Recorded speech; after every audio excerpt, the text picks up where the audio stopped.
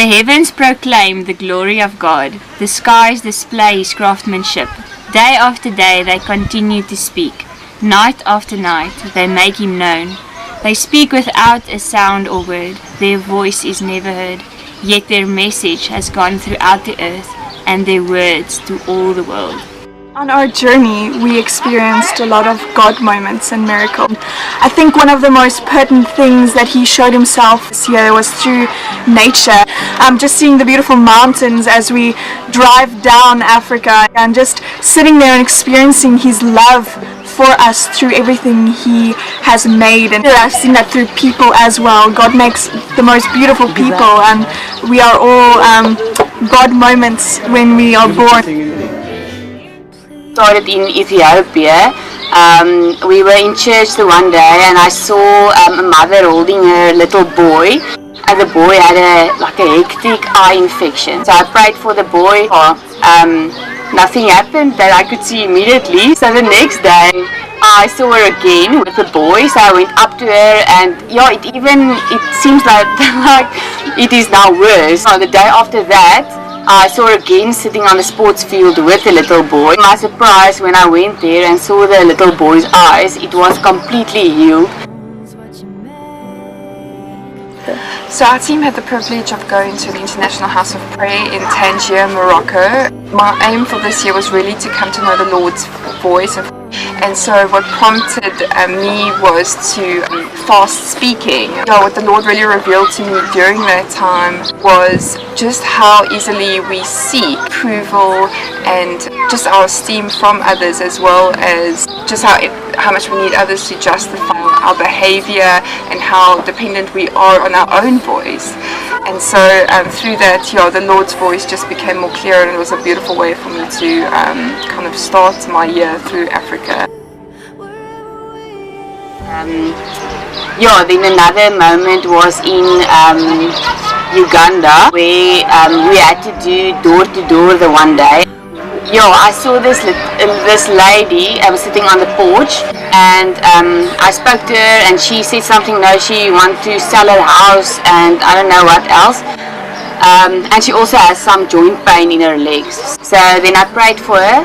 But in that moment, I felt that I should ask her, how are you feeling now? She said no. While I was praying, she felt this warm feeling go throughout her legs, and now the joint pain is gone. And I invited her to church the evening. To my surprise, here comes the lady. And then the real miracle for me was just that at the end they asked, is there someone they want to give their life to the Lord? And this lady went forward. So in Mozambique, we were visiting Iris Ministries. So one day me and Marie were doing like a widow's home visit. When we got there, we only had a little boy to translate for us. And it came to the point that she was struggling with her eyes and her teeth. And she had arthritis, her fingers were skew and everything, and it was very sore. And we said, okay, let's pray for this. And absolutely nothing happened. We prayed again and asked her again, how does it feel? She said, no, it's still sore and it's fine. And we prayed once more, and nothing happened. And as we were walking out, she actually stopped and she looked at her hands and she started moving her fingers, and she looked at us and she said, the pain's gone. So one of my favorite God moments this year has been in Fez, Morocco, with Stian and Gian. We were just exploring the Medina that day. We got to the outside of the city where there's these old city walls. And as we were approaching this old broken wall on the hill, we saw some boys joking around and playing. But if I could put words in their mouth, they were challenging or daring one of their friends to jump. And he was hanging on his finger points on the side of this wall. So we thought we would hang around and just see how this turns out, this boy jumping off this high wall. I think realizing the drop, he got scared and realized that he had to pull himself back up again, because going down was definitely going to result in an injury.